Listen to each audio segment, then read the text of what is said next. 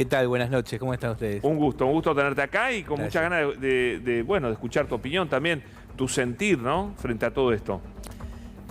Primero, siento lo de todos, no salgo del estupor. Recién charlaba antes de entrar al aire con Irina, una de las periodistas del canal, porque es como uno no puede creer a medida que va tirando de la piola la investigación, lo que se va sabiendo. Y lo que falta, te digo. Exactamente, hasta dónde puedo llegar, con un gran deseo que no solamente como dirigente político, sino como argentino, que realmente se vaya a fondo y se sepa qué realmente está pasando, desde el punto de vista jurídico, legal y social. Nadie cree, o sea, con lo poco que ya se sabe, que esto haya sido una cuestión aislada, o sea, no ni de un loco, ni un grupo de locos sueltos. Primero, loco es una manera de decirle a alguien que no es consciente de sus acciones. Acá todos eran conscientes de sus acciones, aunque esas acciones sean criminales.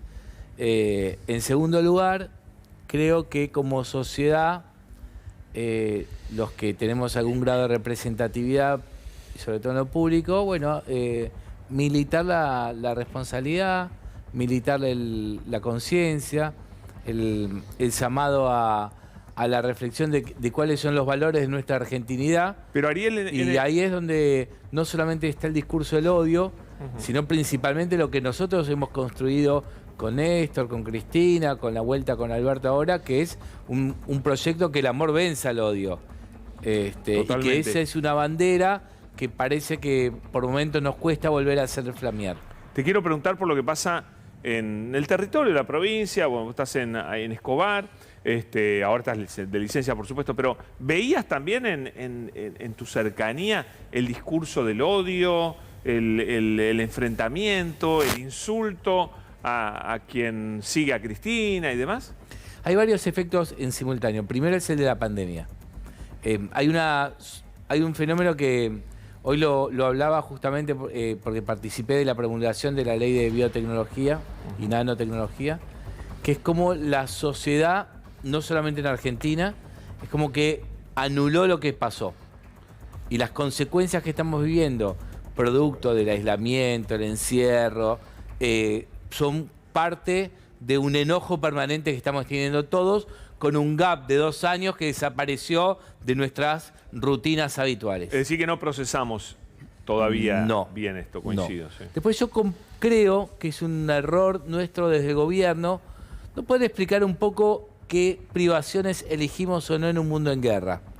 Europa, país desarrollado, con costumbres culturales sumamente profundas, interesantes, diversas, que hoy mismo tiene fracciones neonazis, como así también tiene fracciones literarias hermosas, eligió no pagar los costos de la energía y cortar la luz. A cierta hora, hacer reducciones. Podría haber sido un camino a Argentina. Sin embargo, a esta hora de la noche, en cualquier lugar de la República Argentina, todo el mundo que por supuesto tiene acceso puede mover una perilla y encender la luz o sus electrodomésticos o sus fábricas, porque el Estado argentino decidió pagar un costo más alto por importar energía, aunque nos privemos de una linda pilcha cara importada o algunos otros insumos necesarios que yo los vivo en la propia actividad que conduzco. Pero es una decisión que se llama primero la gente. Ahora, creo que no estamos siendo lo suficientemente didácticos y convincentes para que entendamos que cuando en la vida hay escasez, las prioridades marcan por dónde vas. Bueno, nosotros fuimos por este lado, que creo que es una decisión muy humana. Eso nos trae algunas privaciones, pero no nos trajo de una otra privación, que es el derecho a la energía y todo lo que eso moviliza en calidad de vida. Absolutamente. ¿Cintia? Sí, escuchándolos aportar, ¿no? Solamente algunas cuestiones, sobre todo viendo a la Cristina tan humana, ¿no? A mí me impacta cómo ella se muestra desde su emoción, desde su humanidad. ¿Saben por qué? Porque recién hablaban de estos grupos y la construcción a la que llevan a estos jóvenes. Me impacta la edad tan jóvenes de quienes organizaron y perpetraron el intento de asesinato. Y está también la lógica de la deshumanización. La lógica del exterminio es que vos, esto lo hemos hablado, Pablo, muchas veces, ¿te acordás cuando hablábamos de las bolsas mortuorias? Exacto. El otro es una cucaracha.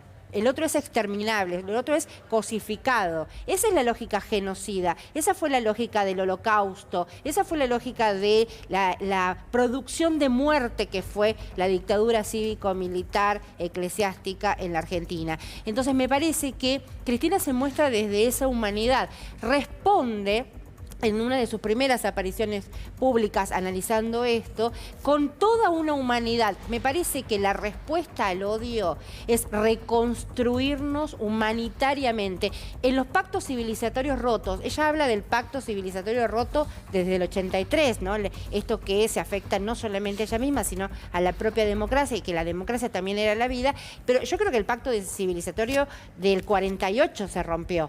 ¿No? Estamos en un momento global de muchísima negación de la humanidad. Y esto que pareciera ser conceptos filosóficos, me parece que queda muy demostrado cuando uno escucha los chats y las conversaciones de estos grupos. De terror. Y mirá, Sergio Massa ahora está muy bien que se presenta denunciando a Gastón Guerra, pues fue una de las primeras víctimas de estos movimientos un poquito más violentados, cuando le patearon el auto, si estaba la ventana abierta, anda a saber si le pegaban, qué sé yo, una cosa terrible, Pablo, ¿no? viste que recupero un poco lo que decía recién él, ¿no? De el increyendo, que efectivamente tiene que ver también con la pandemia. Recordemos que en la pandemia había periodistas que iban a cubrir a los antivacunas y les pegaban. O sea, acá hay un discurso que, si uno lo ve más geopolíticamente, tiene origen. Tiene origen en el trumpismo, se expresa con Bolsonaro, y es un discurso fascista. Lo vemos ahora en Italia con el triunfo de una descendiente de Mussolini, probablemente, ganó la ultraderecha fascista en Suecia. Es decir, es una cosa que está pasando en distintas partes del mundo y que como sociedad debemos construir un nuevo acuerdo para que estas cosas no pasen. Sí, pero en Italia no le patean el auto a un ministro, porque si vos en Italia le pateas el auto a un ministro, viene uno de los, un policía, un carabinieri, y te agarra, te caza de los pelos y te mete adentro y te muelen a palo. Está Mariano Martín también con nosotros, bienvenido, Mariano. No es así. Estaba pensando que recién había periodistas. Para que no sé si lo escuchamos bien a Mariano. ¿Lo escuchamos bien? ¿Me confirma? Sí. Dame un segundo. Yo escuchaba esta referencia de que había periodistas a los que golpeaban, pero también había periodistas que estimulaban ese tipo de clima. Pero me quedé con algo que dijo Sujarchuk y me gustaría volver a un eje que tiene que ver con la economía y con la gestión específica de Sergio Massa. Más allá de este clima de violencia política que todo lo empaña, pero uno puede percibir algunos ejes en estas primeras semanas, en estos primeros meses, que hacen al estímulo a la producción, a mantener en alto la rueda de la economía, recibir a los sectores económicos, contemporizar con ellos. Hoy hubo un encuentro muy importante con la CGT, del cual seguramente vamos a poder dar cuenta en un ratito, pero me da la sensación de que dentro de todos estos sectores y dentro de todos estos abordajes, todavía falta la pata de los espacios más vulnerables, de los más desfavorecidos, de los trabajadores que no están en relación de dependencia, de los desocupados, de los desposeídos. ¿No estaría faltando una vuelta de tuerca, una mirada más contemplativa para los desocupados, por ejemplo, dentro de esta gestión? No, la verdad es que no. No hay mejor política que uno pueda hacer por los sectores más vulnerables, y yo sí los represento desde mi trayectoria política, o sea, me siento muy claro y firme para hablar sobre esto. Digo, medidas concretas orientadas al sector, ¿no? En principio, un mes tenemos en el gabinete económico, yo ni siquiera todavía, entre que asumí el ministro y todos los que lo acompañamos. Pasamos de una situación de falta de confianza y expectativa en la economía argentina a una percepción clara de estabilidad con buenas noticias. O sea, lo mejor que uno puede hacer por los sectores más vulnerables y más desprotegidos es cortar una tendencia especulativa tan grande de la cual no tienen con qué defenderse, porque el que tiene capital se va apalancando en cualquiera de las medidas, de las herramientas de la especulación, pero el que tiene un salario y un salario bajo no tiene con qué arrancarse. O sea que las decisiones que se han tomado, que no han sido de ajuste, que han sido de contención económica, de buena administración, de traer calma a los mercados, de descenso de los dólares libres, de no devaluar como muchos querían. Todas esas medidas lo que hicieron es que a una tendencia negativa que veníamos lamentablemente en la economía argentina, se primero estabilizó y ahora tenemos algunos pequeños síntomas. Pero también hay que ser claro, las medidas se van tomando de a una, en proporciones. Hoy el presidente de la Nación, en un acto que participé, anunció 500.000 millones para la investigación argentina. Digo, de ninguna manera un presupuesto que contempla el 0,34% de la investigación es un presupuesto de ajuste. Digo, entonces las medidas que vamos tomando, las medidas de contención, los programas que se tienen que hablar, tienen que ver con volver a lo que nos llevó al gobierno, que es incluir a todos, Ariel, que haya una economía popular fuerte y que ninguna medida de contención del gasto tenga que ver con las herramientas que necesitan los sectores populares para acceder al consumo. No para polemizar, ¿Por sino qué para... no, Cintia? No, sería por favor. la última. Imagínate tú. Sino, dos cuestiones. El dólar soja, que fue una medida temporaria, que es una devaluación. Eso por un lado. Y la segunda, los gobernadores emitieron un documento hoy, 18 gobernadores, pidiendo una federalización del presupuesto y posicionándose frente a unas cuantas cuestiones. ¿Qué mirada también hay sobre ese pedido? ¿Se va a receptar? Porque los gobernadores están pidiendo más, están pidiendo el 1,02% del PBI en tema de ciencia y tecnología, y entiendo yo que lo que se anunció es el 0,34 o 35. Digo, los gobernadores, 18 gobernadores, están diciendo que este presupuesto no sea de ajuste, sea federal y contemple una cantidad de cuestiones. Vamos de nuevo a la charla que teníamos. Salimos de una pandemia. Inflación mundial, inflación alta en Argentina, situación crítica, venimos de la economía. Creo que lo que estamos hoy discutiendo es un presupuesto equilibrado, sensato, real, posible y cumplible. Porque no hay peor presupuesto que más allá de las manos que tengan las intenciones, después no sea razonable para la ejecución. Vamos a un año clave para el gobierno argentino, que es el último año de su periodo de gobierno y en el cual vamos a ir a revalidar en las urnas nuestra continuidad, más allá de quienes nos representen en cada uno de los estamentos del Estado. Por eso, lo que tenemos que mostrar es que las consecuencias mundiales de la economía mundial, producto de la guerra, y las consecuencias que tenemos, producto de la pandemia, nosotros las pudimos administrar, pudimos salir y ahora empezar a reacomodar la economía para donde nosotros estamos formateados, que es para representar a los sectores populares, a los trabajadores, por supuesto fortaleciendo la industria nacional y el mercado interno. Ariel, Bueno, sí. yo en términos económicos, por ahí veo un poco gris el tema. Lo felicito al equipo económico por contrarrestar lo que estaba pasando en términos de especulación. Pero sí también hay que decir... Este ha sido un muy Sí, buen bueno, mes del... Pero Ariel, verdad, déjame terminar. 30 días. Es Sí, otra sí. Argentina de la... Sí. Bueno, de hace un mes pero atrás, por no hay eso duda. digo, Pero Ariel, No hay hay que duda. decir vos me también... preguntás qué quisiera yo, pero- yo pero, también Ariel, un perdón, urbano como pero- pocos. pero- No, pero Un decir buen mes. un muy buen mes con 7% de inflación. Pará, claro, ahí cuanto está, menos a eso habrá. voy, Ariel. ¿Vos me preguntás si estamos donde Ariel. queremos o si fue un buen primer mes? No, Ariel, ¿Para mira, quién? para. Vale, de a uno, Déjame de a uno. terminar. Vamos de paso. Ariel, A coro. hay 1 millón de personas solamente que saben lo que es el dólar. Uno mira el balance cambiario, 1 millón de argentinos son los que compran y venden dólares. Ahora, el resto 45 compra cebolla, quiere comprar aceite, intenta comprar azúcar.